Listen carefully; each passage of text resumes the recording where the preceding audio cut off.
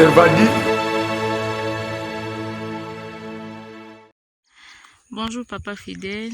Oui, bonjour maman Rebecca. Voilà, toza wapi awa? Oui, toza na commune à Maluku, quartier Ngaïk, la ferme nanga, c'est ça. Na ferme fidèle. Oui. Ferme fidèle, ferme na yo. Alors tout le monde ferme ezali munene en fait, tout le monde ka ba panon ndenge telemi, mais ça à peu près combien d'hectares ou encore ba dimension nango eza ndenge nini? Oui, naza na 10 hectares, et ça 200 sur 500. 200 sur 510 hectares. Oui. Olobi ke na quartier na commune na Maluku na quartier Ngaïki. Ok. Combien de kilomètres na Makadam? 5 km. 5 kilomètres. Oui. Donc awa place olobi 10 hectares ezali awa. Babenga yango cité Vodacom. Cité Vodacom. Oui. Donc awa ezali place bato bazo somba pona ba préparer ba ndaku, donc eza pratiquement pona bilanga vraiment te. Non. Eza pour un jour et comme on va citer pour notre côté qui à peu près 2 km ils ont déjà là-bas. Donc 3 km n'est pas batongi na mti. OK. To sombaki yango juste pour na bomba à la longue na oteka on va parcelle. OK. Mais na minjo siko comme na poso te ka so client mona nga zo tous les 10 hectares. Alors ça me t'a proposé nga oui na so il me t'a proposé nga na moni ke prix non 10 millions na oteka ti. Oteka combien d'hectares? So ki 5 ndi na oteka pour nga mo fona tikala. OK. OK, yo mo fotika na 5 okoteka. Alors namoni mabele ya awa et bilangeza vraiment trop te. Est-ce que mabela awa na bilanga ezara un peu facile? Oui, pour nous ça là. Au moins pour nous te batu baloni. Au général voisin nga. Na rozwango sima. Ah, to telemi, là so yo telemi, eza concession à ma sœur. Donc ba soma ipeka pour ba sala ba projet hein. Donc to soma ngo teke pour na sala bilanga, mais na soma ki yango pour na bomba. Ah, c'est ça. OK, au sommet on peut bomba po yo ki que le président de la République kala mingi te azozwa parti yango yo sala ba cité na e bino pe ba terrain na bino ozwa moi de baka moi kilo. Président Oad, président sortant ou bien le président Félix. Na sotali mabelo na soma on époque ya président Félix cité. Na soma on époque ya ancien président Kabila. Ils ont domaine donc nazala mabele ka awati. Ils ont un peu partout. Oui. Non, à peu près. Voilà. Est-ce que côté au ma ezali? Oui, maïza suffisamment à distance awa, mais sur le forage et si malade. So yo muta sombi awa courant akobentisa facilement to akoko utiliser ba panneau. Oui, à cause de l'année à sa courant qu'on peut utiliser ba panneau. OK. Tout ça courant à la Maluku, tout ça courant stable. De yango eza à 5 km na Maluku. 5 km na Makadam. Donc tout ça précisément na Maluku centre. Donc on a plateau de Batiketi, tout ça na commune place d'administration Maluku Fandi. Donc il faut expliquer bien. Donc à eza Maluku centre, place d'administration eza. Alors ceux qui ont lingo qui n'est pas ba mabele mususu na bambakana, ba menkao badum, ba mboka pembe, wana eza kuna na plateau. Mais ah eza ndisiko na Maluku centre. De différence pèse ali en termes ya ba prix ya hectare. Moto alinga somba na asombi peut-être 1 hectare, il a $800 to $600 na plateau de Bateke na Dumi, na ndako ya pembe na Menkau. Awa 1 hectare neti ekoza la peuple ba combien? Ah 1 hectare ça dépend 1 million ou même 100 000 même 50 000. Ça dépend millier 1 hectare. Oui. Et au sommet 1 hectare na mai. Au sommet ça 50 000. Pour exploiter on a sensibiliser. Ce pour lui sommet 1 hectare na 2 km autour tiki kuna dia ba tongi ba parcelle. Eza dia na bandako. Et ils a même plus na awate. Donc muta côté ki longo sko prix o awate ka parcelle. C'est parce que na cité auto côté parcelle to komana au telemi au tuni terrain combien ba royi so parcelle ba na 5 000. Alors awate ki lorsque 1 hectare na prix ya parcelle.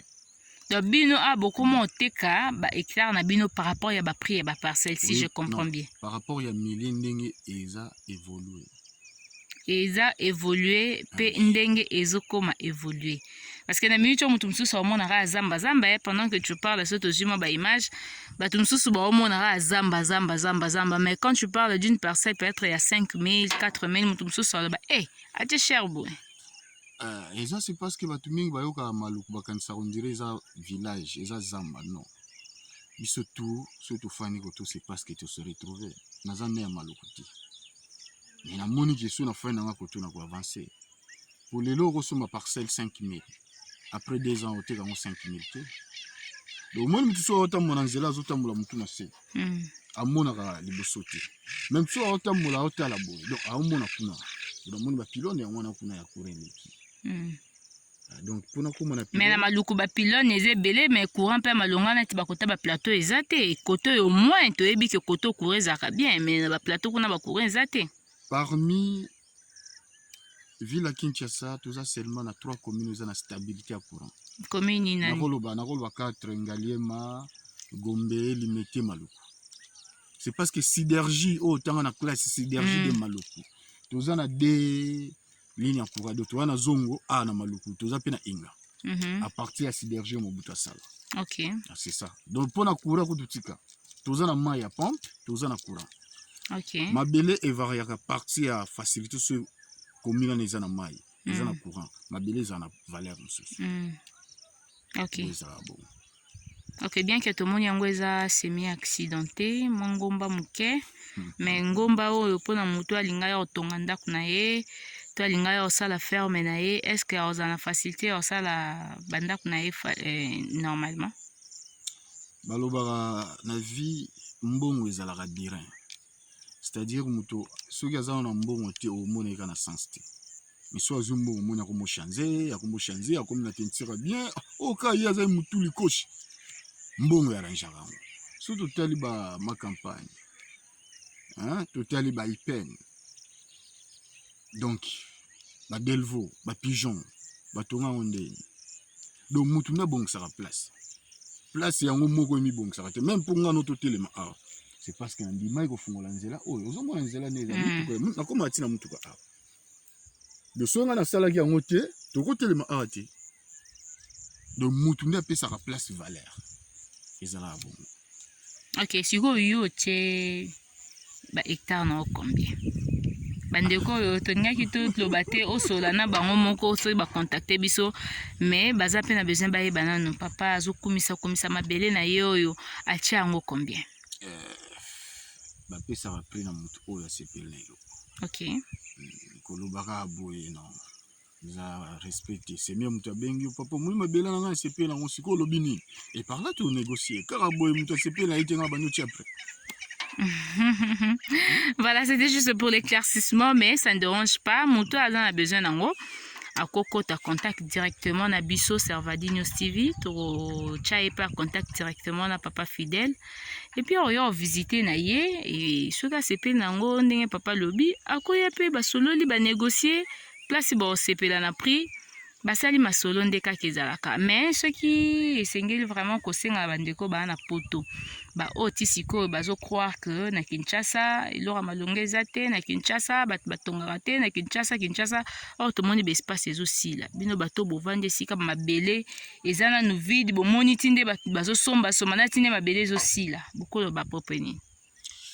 Mama au moins vie ezana dage mo balobaka epai ya bato ya bakongo kiangani poto oui oko changer nos nationalité mais o changer makila te mboka no eza mboka na yo soki biso moko tozwi conscience te ya kobongisa mboka na biso bon zwaki toza à peu près 10 o toza na makanisi ya boye ya bajeune neti nga boye tondimi kosomba ba espace ya boye alors parmi 10 yana moko alobi te nga na otia tracteur mosu abiki nga nazoya na mbongo po tobanda kotonga. Et c'est ça développement ya kabongo. Mais biso toza toujours borné et to linga na répéter. Ndeko aza na poto ya amimoni ke ya komine danger. Et biso pe o toza to mimona biso to abayuma. Parce que moi petit o kana bango ezala raté. Or il toza bana papa yo moko. Il faut to linga. Bango ba yela biso ba makanisi na bango neti nga na mabele bo.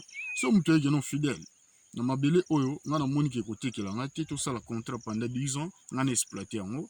Par nous autant.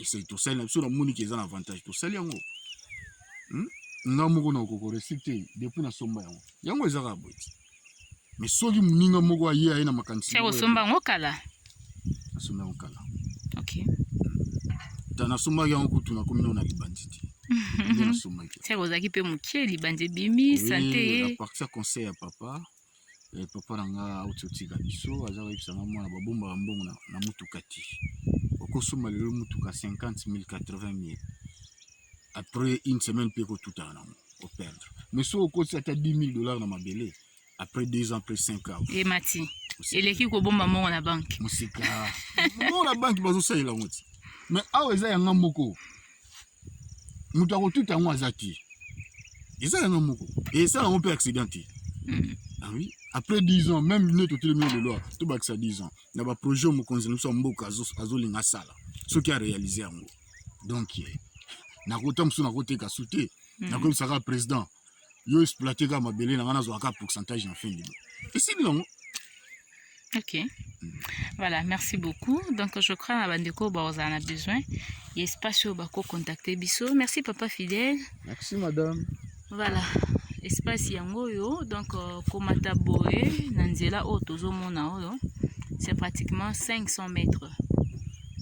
500 mètres. Et Matiti Likolo, et Matiti Sousungam, beaucoup de 200 mètres. Et puis, Kokita Nango, 500 mètres. Entrée Nango, Zana C, Toromo Nango. Donc, concession, ezali, il y a Monsieur Fidèle, Yemoko, Yeyo. Mikande ezali ya... Naza Mikande commune, mais est-ce qu'on a la procédure de document cadastre? La cadastre, on a la procédure, hein? Oui. Ok. Merci beaucoup. Nous, on avance, hein? Comme ça, nous avons les bandeli. Nous avons... Rose paiement, il y a la concession générale. Bon, balinga bien on privé, bah landela nga non voilà. Donc en général pas en espace ça wa. Oui, aux basseur. Et puis un peu moi likolo kuna général, na binara général. Ba général baza ebele. Place yemoko zala. Ah le bangai to général mususu ana. Donc baba on est au ezali ayo hein. OK. On est sous Jabe, nzete manga, mila, kokoti.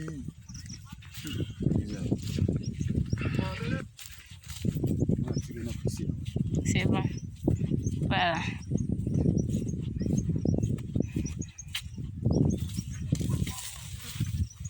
La concession est là. Pas de commentaires. Voiture est kokoma. Mais awa, ils a plus pour na bandaku.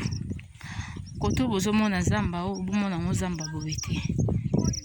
Eza na batu déjà bazwa, ce sont des concessions super occupées.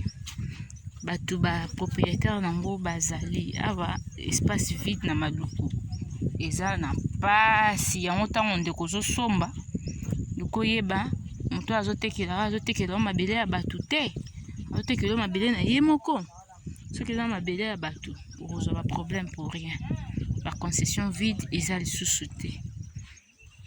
Oh, tout le monde a eu. Tout déjà bazoa yango. Donc, concession fidèle. Oh, nyonso yo. Ils a concession fidèle. Prinae, aboyu koloba. Alobi na muto yo. Na minito yo. Ouais, là, on va bosenga. Abengi.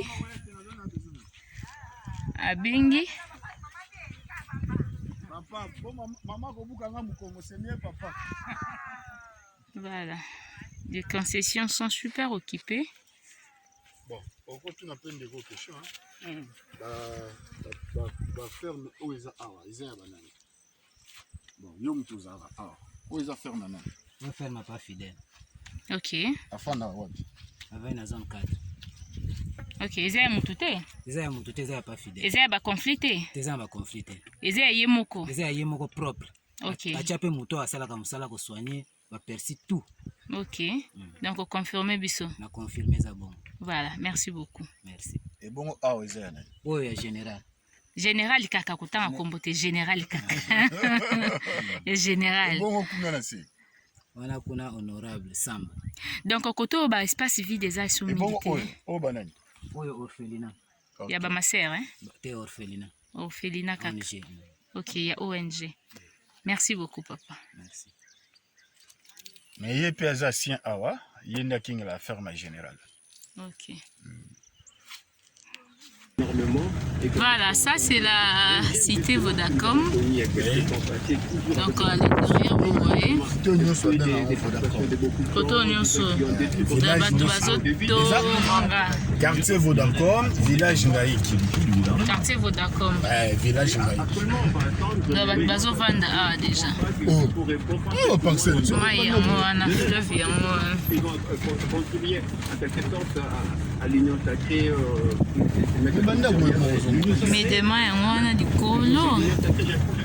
ce détail, il n'a pas besoin d'avoir tout le monde derrière lui. Il n'a pas tout le monde. Il a derrière, juste un mot, Lionel, il n'a pas tout le monde derrière lui, il a quasiment tout le monde. 391 Voilà, les gens construisent. L'Assemblée nationale, 391 députés. Lionel, reste avec nous. José nous rejoint, bonjour. Les questions soulevées par Lionel semblent pertinentes ou pas? Oh, petit à fou, moi. Ah, fumu nini azalaka Ngaïki. Vous ne vous poserez pas ces questions de la même façon parce que c'est quelqu'un que je connais personnellement. À quel titre, José? La politique, on parlait des gens qui ont une expérience politique. Il y a des choses. Donc aujourd'hui, pour le président de la République de prendre cette décision, c'est parce qu'il veut répondre Oyo clôture à Vodacom. Oui, voilà. Alors ça, effectivement, il y a beaucoup de jeunes qui nous disent enfin, nous sommes d'une certaine façon représentés. Voilà un Premier ministre à la tête du gouvernement. Bon, la jeunesse ne fait pas tout, mais effectivement,